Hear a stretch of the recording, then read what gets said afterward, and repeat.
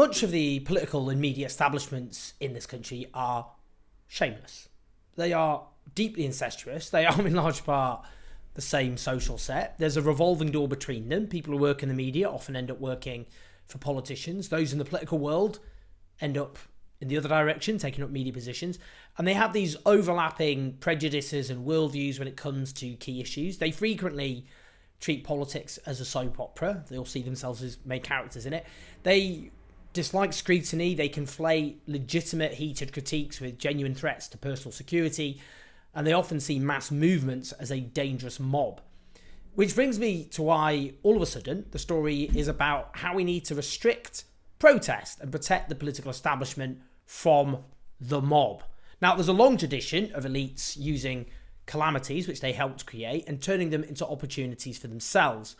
The financial crash, that's such a major case in point. Total catastrophe caused by the private sector, by the greed of the banks, letting the market run riot. That's what caused it. But then the Tories came along and rebranded it. It's a crisis, actually, of the public sector. It's overspending by the government that caused the mess. And it's all an opportunity to roll back the state, not to sort out market anarchy. Extraordinary. Now, this time round, politicians being complicit in Britain's role in directly facilitating Israeli war crimes has become a big old moral panic about protests, the protests against that. It's not the politicians with big questions to answer about, for example, the mass slaughter of tens of thousands of people. It's the people protesting against them.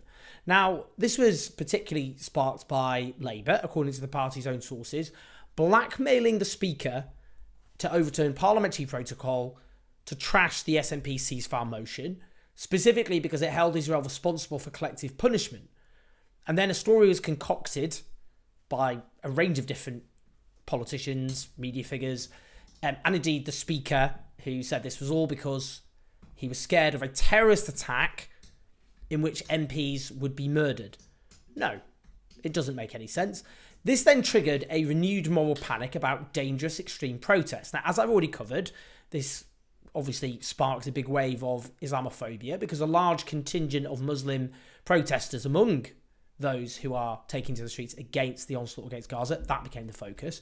But it's also been used to further demonise and spawn renewed calls for a crackdown on the already absurdly besieged right to protest. A right our ancestors fought for at huge cost and huge sacrifice. Now, don't let the facts get in the way. The arrest rate at these protests is extremely low, less than a large football match, despite the punitive anti-protest laws that already exist in this country and political pressure on the police, who are already institutionally hostile to protesters anyway.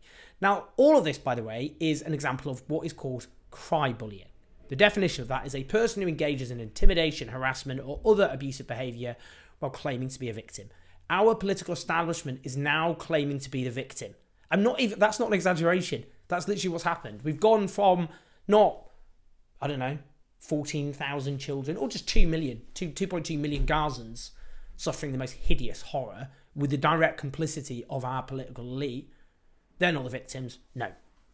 Our rulers are the victims. Now, I should say, that isn't to say MP security isn't a genuine concern, nor that it doesn't need to be protected. Of course it does. That's actually important in a democracy too. And within the last 8 years, I should say, Labour's Joe Cox was horrifically murdered by a far-right terrorist, and also the Conservative David Amess was horrifically murdered by an Islamist fundamentalist terrorist. But what is clearly and self-evidently happening is that legitimate scrutiny and lobbying and organising to put collective pressure on MPs, all key features of a democracy, or a healthy functioning democracy, are being conflated with terrorism and violence.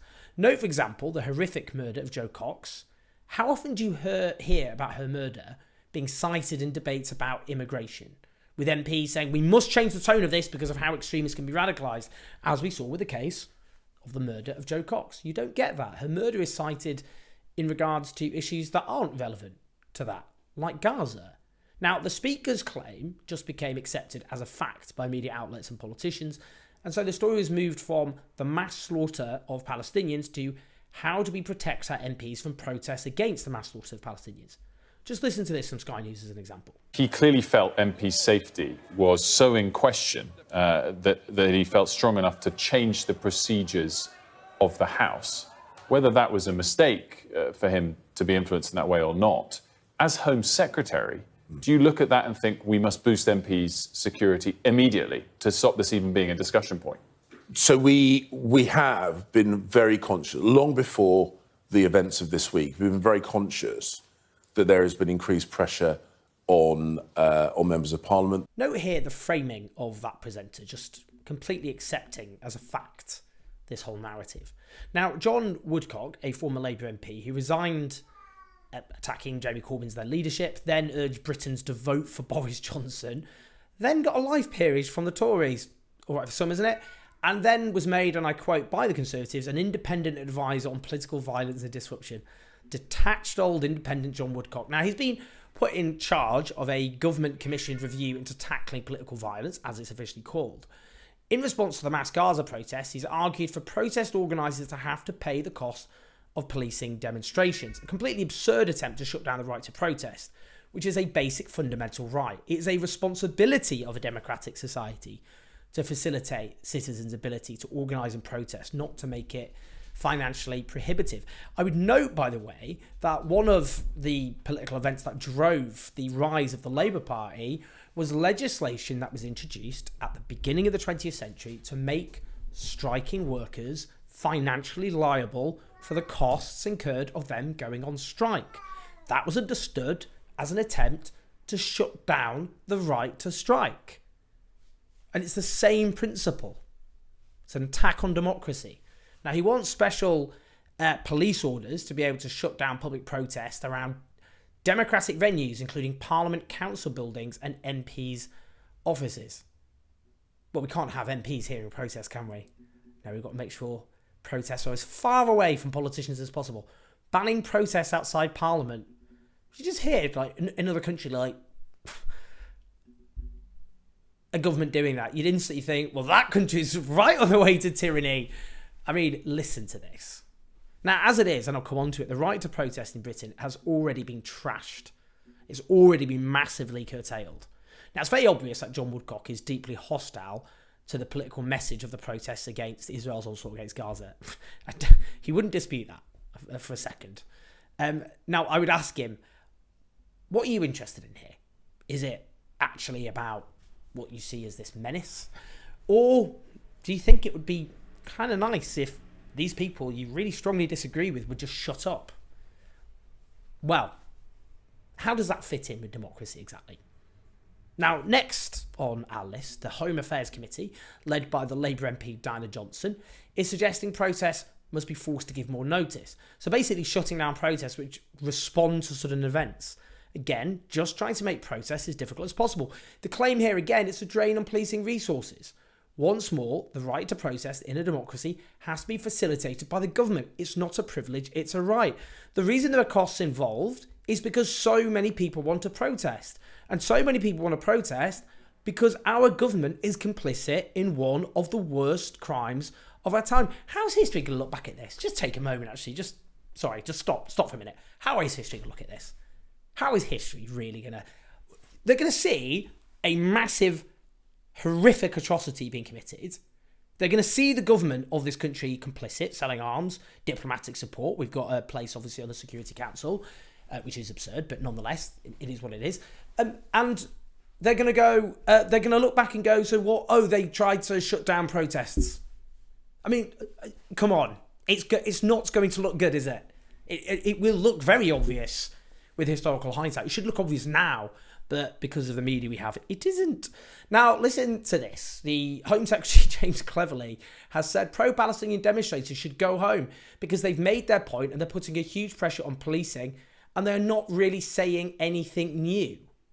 Firstly, politicians just telling protesters to shut up. I mean, again, this is a democracy, but is he taking the piss? Maybe the message would change. James Cleverly, by name, not by nature, which is, by the way, the message is stop slaughtering Palestinians. Maybe that message would change if the reality would change. If the mass slaughter of Palestinians would stop, the protests would stop. I don't know if you considered that. That if the British government didn't just arm and support Israel as it committed one of the worst crimes of our age, people would just stop protesting. Now let's listen to Labour's Harriet Harman. Because it is inflamed and there's a reality of the threat. But actually, this is about democracy, because democracy depends on MPs voting the way they see fit. And that's why the Speaker is so exercised about this. It's not just about personal safety, it's also about safeguarding our democracy. I want Harriet Harman, mother... Oh my good grief. Goodness. What? That's how she thinks democracy works. She's been an MP since 1983. Good to know how our politicians see democracy. Elected, accountable politicians making decisions without anyone out there having anything to do with it except every 5 years when there's an election. Is that what she thinks democracy is? That isn't how it works. The right to protest doesn't just exist, by the way, as a let's give people the right to vent and get out of the system. It exists on the grounds that democracy includes giving people the right to organise and put pressure on accountable politicians. That has proved absolutely pivotal in social progress. Many of the rights and freedoms we have is because people fought for them and annoyed politicians, annoyed powerful people. Social progress involves pissing powerful people off, by definition. Do you think MPs liked being protested by gay rights activists? And they're like, no, they hated it. They really hated it. I mean, they disgusted them for a start. Tough. Has she seen the polling? Incidentally, the latest YouGov poll has 66% of Britons backing an immediate ceasefire based on Israel ending its military action compared to 13% opposed. I'm sorry, is it possible somehow to get public opinion reflected on this issue in Parliament? Is that possible without MPs going, no, this is violence and aggression? Then we have Rishi Sunak yesterday tweeting, I will do whatever it takes to defend our democracy and our values. I mean, if the abstract seems fine, what does he mean?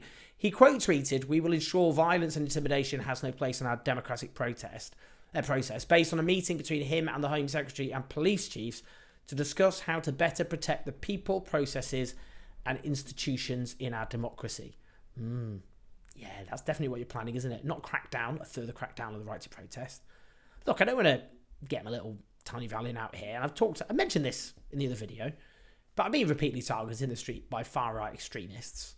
I was beaten up by a far-right extremist in 2019. He was jailed for 2 years and 9 months after a judge found him driven by homophobia and hatred of my political views. That did not become a big story about political violence at the time, I would note. At all. In fact, when it actually happened, some journalists complained that I was described as a journalist for the coverage. Oh my word. Look, I get bombarded with often extremely graphic and lurid threats of violence and death threats. Some of the people who follow me on social media have seen them. Not part of the conversation though, is it? I don't count because I'm left-wing, I'm a protester, and I'm on the side of not slaughtering Palestinians. But more to the point, in terms of people who are targeted, particularly women of colour who speak out on, for example, justice for the Palestinians, who are constantly subjected to violent threats and rape threats and threats of death threats. Not part of the conversation. Now, the politics of all of this are not what I would describe as subtle. Let's listen to this from the Sky News presenter, Trevor Phillips. But the real point is that for the first time since the 17th century, when Charles I and then later Oliver Cromwell marched into the House of Commons and threatened MPs at sword point, it seems that our elected representatives are acting out of fear rather than out of conviction. It's easy for those of us whose families are not at risk to be heroic. But this is how a democracy dies. Most MPs will, I hope, resist the pressure to surrender their independence. We'll ask this morning what we need to do to help them protect our democracy. I'm going to lose my mind. Firstly, you don't even need to read a history book. There's lots of occasions when violent threats to MPs have been cited during parliamentary debates on contentious issues in the recent period. I did a quick Google. One example, pro-hunting MPs had to take extra security measures on the advice of police after apparently being found on an animal rights hit list. Why didn't that cause a moral panic about MPs being violently pressured? I speak as a passionate opponent of hunting, but were we opponents of hunting all collectively tarred by that? No. The article said the police warning comes amid fears that animal rights activists are employing increasingly violent tactics, including nail bombs and attacks on scientists. So obviously there were people who were not messing around here. But also the arguments cited by Trevor Phillips have always been used against democracy. That is the threat of the mob, of mob rule, intimidating the powerful. That's how democracy was always caricatured by its opponents. I mean, he talks about the 17th century, the last time that happened. What? I mean, these arguments have been used constantly since. In the 19th century, during the great arguments against expanding the franchise, the right to vote, there was constant talk about the mortal threat posed by the aggressive and violent mob. I mean, they cited the French Revolution, which, as you'll probably know, involved a fair bit of guillotining. The fear of the mob has always been used to argue against democracy. And indeed, in the current context, you keep hearing politicians and media outlets talking about the mob. And they've already had huge clampdowns on the right to protest, as I say.